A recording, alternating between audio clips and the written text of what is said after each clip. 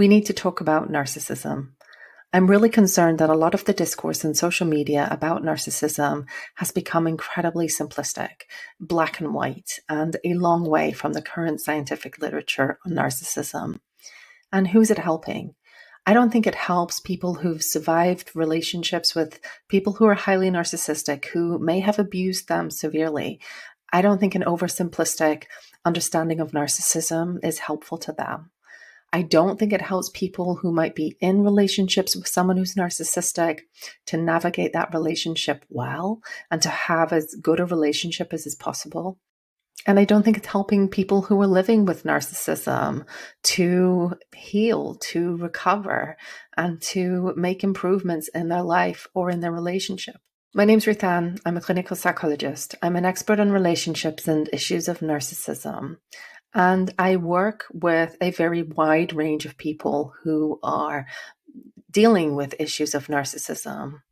I work with a lot of people who've survived abuse by someone who might well be considered highly narcissistic. I also work with some people who are narcissistic, some of whom have diagnosis of narcissistic personality disorder, who genuinely want to change and work really hard and often do quite well in therapy. And I work with couples where one of the partners may be very high in narcissism and both partners want to work together to improve the relationship for the better. In this video, I'm going to talk about how to make sense of narcissism, how to understand it accurately and with empathy, and maybe even with some compassion. And I hope that it will be helpful to anyone who's having to live with issues of narcissism, whether that's someone who's leaving someone who's narcissistic or who's left a relationship and still feeling the hurt from that, whether you're in a relationship with someone who's narcissistic and you want to work to improve it and hopefully make it a better relationship, or whether you're someone who's narcissistic yourself. I suspect this video may be controversial, but feel free to leave a comment and share your thoughts, whether you agree or disagree with me. I do want to be very clear and unambiguous that nothing in this video justifies abuse in a relationship. If you're in a relationship with someone who's abusing you, whether they are narcissistic or not, it doesn't matter. If they're abusing you, hurting you physically, emotionally, financially, then I would encourage you to get advice from organizations that deal with domestic abuse and from the police if necessary to find out how you can best keep yourself safe. I also want to be clear that I have a lot of hope as a therapist who works with people who are high in narcissism, that for some people, for many people, there's good reason to be hopeful and change may well be very possible. But that doesn't mean I have any hope that someone who's abusing you is going to change. And it doesn't mean I have any hope that an abusive relationship is going to change. Narcissism exists on a spectrum, and not everyone who's high in pathological narcissism is going to be hurtful in their relationships to the same extent or with the same severity or with the same pervasiveness. I trained in schema therapy, and that's the model I use when I work with people who are high in pathological narcissism. And so what I'll do is I'll try and explain how I understand narcissism through schema therapy. In terms of understanding narcissism, just like any other aspect of personality, it's a combination of someone's innate temperament, which interacts with the environment in which they live to produce certain tendencies, certain patterns of how they see themselves and how they relate to other people around them. Someone who may be narcissistic has probably come into the world with a certain temperament. Maybe they're a little more sensitive or a little more emotional than other children. Maybe they're more impulsive or more adventurous. And those traits there's nothing inherently wrong with that, but mixed with a certain kind of environment that can begin to generate narcissistic tendencies. I think the evidence is pretty clear that people who might meet criteria for narcissistic personality disorder are considerably more likely to have been maltreated in childhood. And my experience of working with people who are very high in pathological narcissism is that many of them have experienced extreme physical abuse, beatings, and punishments for anything that they've done wrong. They've often been in trouble in school and been treated as the bad kid or seen as the bad kid in some way. There's often a real flavor of major emotional neglect that no one's really there to tune into and to take care of that little person, and that they're really very much on their own in the world, and sometimes getting praise, validation, and attention through big and impressive achievements. Sometimes people will talk about narcissists as having been overindulged in childhood. That's not really my experience. And I think sometimes what might be seen as overindulgence is actually a form of neglect, and it's a lack of healthy, strong boundaries. What message does a child take if they behave badly and no one lovingly but firmly holds them to account? They take the message that good behavior and good relationships is not something that's expected of them. That's not something that they should expect to have. And if they have a lot of freedom, but it's actually quite dangerous freedom, maybe they have the freedom to go and consume a lot of alcohol or take drugs or stay out and not come home. And, to a young person, to a teenager, that might be quite exciting and welcome, because it's normal for teenagers to want to have more autonomy and independence. But when you have too much of that, it can actually start to feel quite dangerous and unsafe. And on the one hand, you can feel quite powerful and free, but on the other, you can also feel really uncared about and unimportant, because nobody cares enough to insist that, hey, you need to come home in time, and no, drinking and taking drugs is not a good thing for you. I'm really concerned about that. No one's doing that. No one's giving that young person the healthy and loving boundaries that they need. So those experiences really teach a young person that they can't expect people to be there for them, that they may expect abuse and maltreatment. They may expect major punishment for their mistakes. They may expect only to be seen and noticed and given attention if they do something extraordinary. And they'll learn that no one sees them as inherently good and worthy and lovable, and that no one cares enough for them to really just take care of them. And that is a pretty terrifying, lonely, and isolated place to be. So those unmet needs become the core schemas, the felt sense of how someone sees themselves and sees relationships and sees the world around them. And people who are highly narcissistic tend to see themselves as defective and shameful. They tend to see other people as likely to be abusive and hurtful to them. They'll often have a real sense that they're going to be emotionally deprived and that there's not a lot of love or care in the world for them. And that's pretty terrifying and painful. And all of those beliefs and ideas and emotions and memories that are attached to that makes up the very core of how that person experiences themselves and the world. Now, in schema therapy, we have a really helpful concept of schema modes. So where a schema may be someone's trait, it may be a kind of permanent way that they see the world. How that plays out, how that looks day to day, may vary in different situations and at different times. The core schema of, say, being bad or defective, or of other people being mistrustful and abusive, may manifest itself in different ways, in different modes.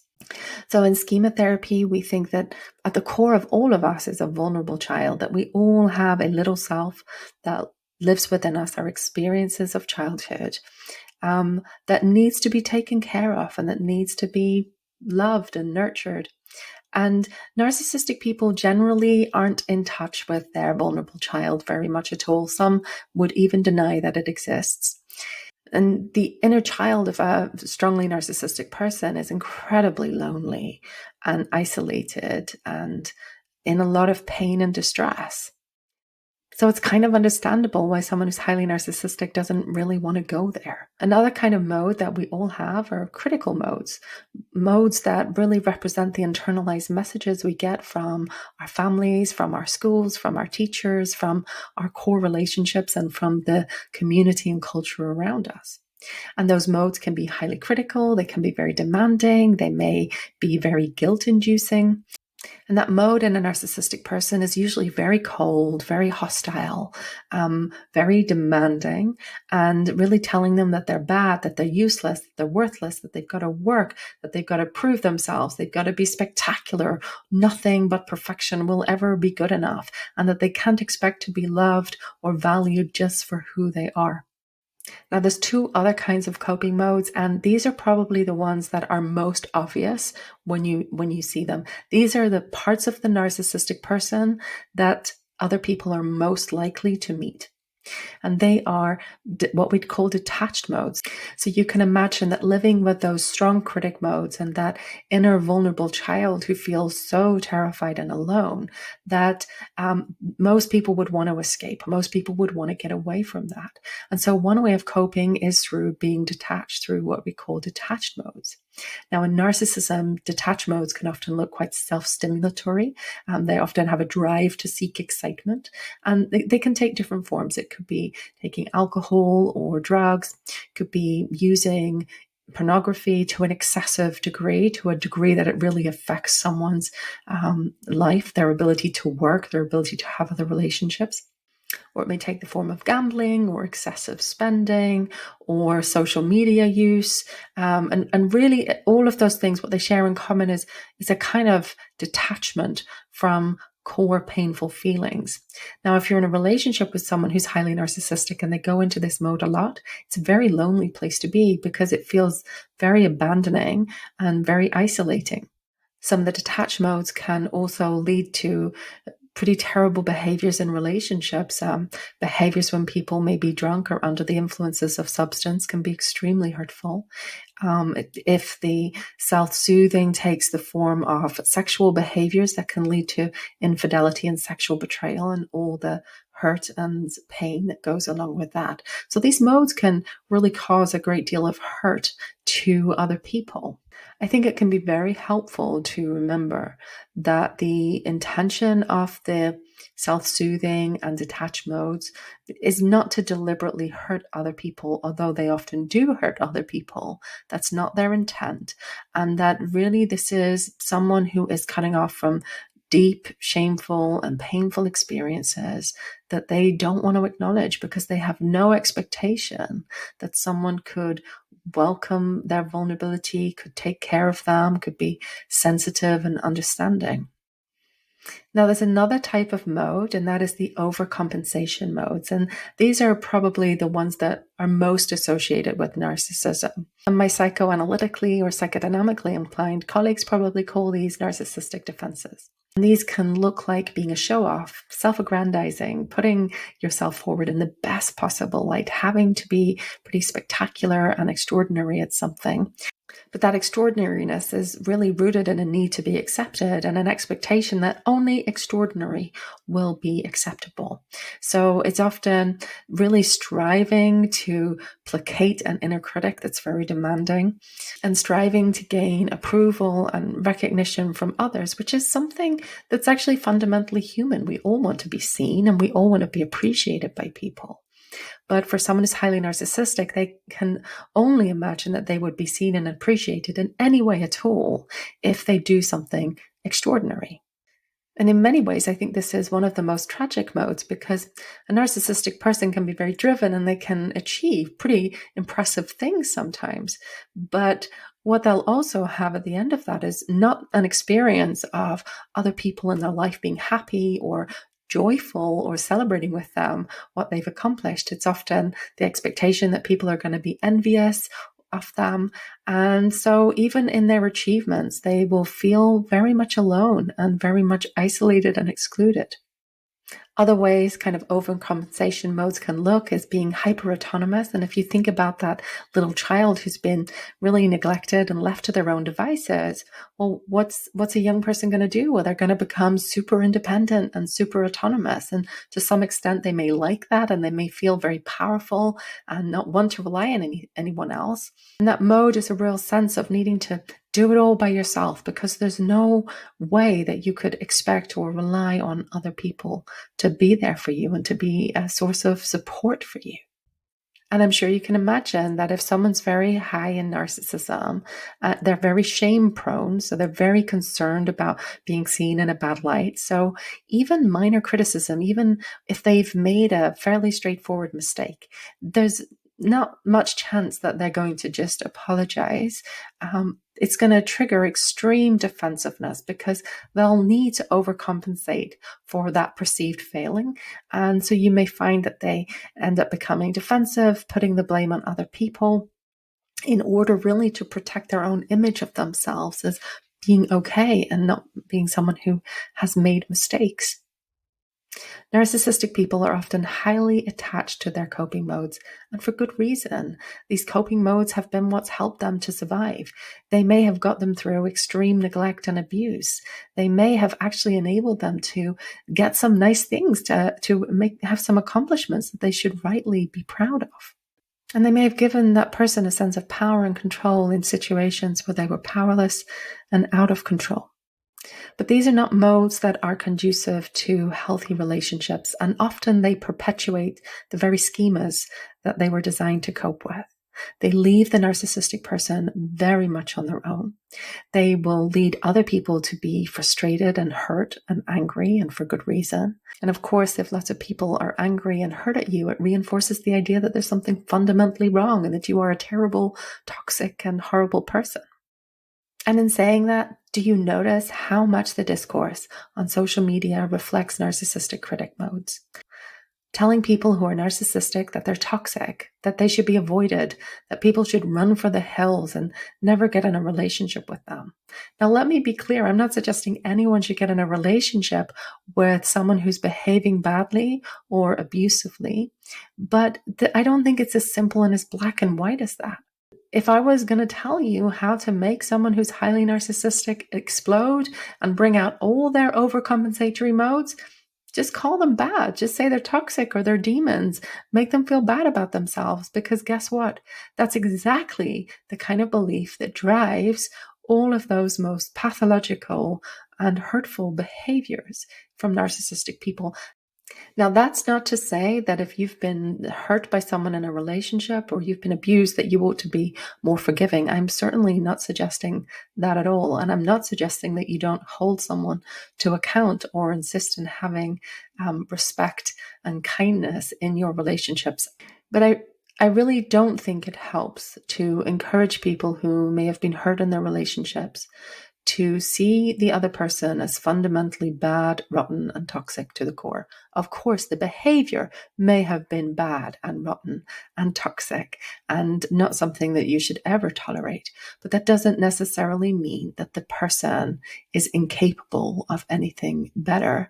And I think having an empathic understanding of narcissism with some nuance can actually help you cope with the challenges of that kind of relationship. Something that's often said about these kinds of relationships is that there's a lot of cognitive dissonance. And I think that's true. Cognitive dissonance arises when there's conflicting or confusing information. And I think narcissists are conflicting and confusing people because they have many different modes and they can behave in very different ways in different situations. And there may be parts of them that are very likable and lovable. And if you're able to see a little bit more of the more vulnerable child, or they have access to what in schema therapy we might call a healthy adult or a good parent, then it's possible to have aspects of the relationship that may be good, that may be quite satisfying. Now, one way to deal with dissonance would be to make excuses and justify the behavior and say, oh, well, they're not so bad, in order to maintain a perception of the relationship as good.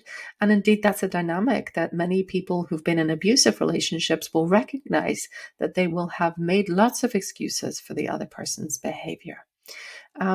But another way to deal with cognitive dissonance would be to do the exact opposite of that and demonize them and say they're all bad and they're all evil. But I don't necessarily think that reflects the truth. I don't think it necessarily reflects some of the complexity in difficult relationships. And I think failing to understand and appreciate some of the complexity can leave people feeling like they were foolish to be in a relationship, that they were somehow tricked or duped into that kind of relationship. And that's a pretty unpleasant place to be.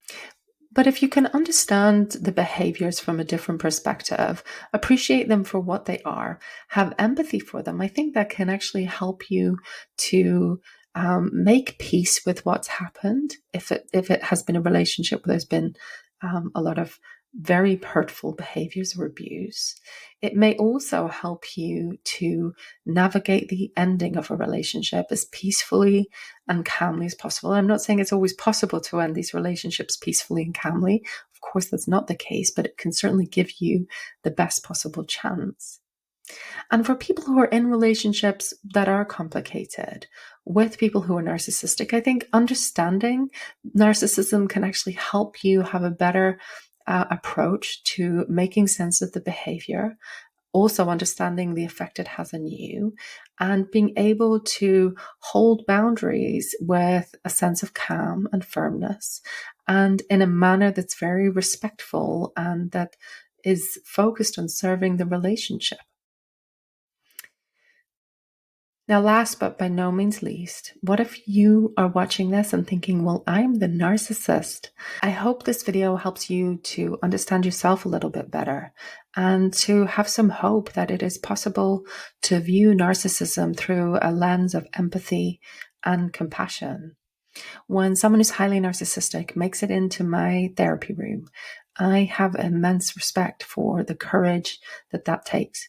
Because to make yourself vulnerable, to show yourself to someone, to let them get to know you, to know all of your parts, to allow them to, in a very compassionate way, challenge you and hold boundaries and help you to look at yourself and to grow and to develop takes immense courage. But if you're willing to show up and you're willing to try to be honest and to do that with sincerity, I think there's very good reason to be hopeful. The goal in schema therapy is to really connect with and care for that little vulnerable self that probably you don't believe exists. But believe me, he or she is in there. And also to help develop a strong and sturdy, healthy adult or a good parent. And to let that healthy adult, that good inner parent, take care of you, look after the more vulnerable parts of you, and allow you to take the risk of relating to other people in a gentle, more sensitive, and more effective way. And that might allow you to have the experience of truly warm, accepting, nurturing relationships.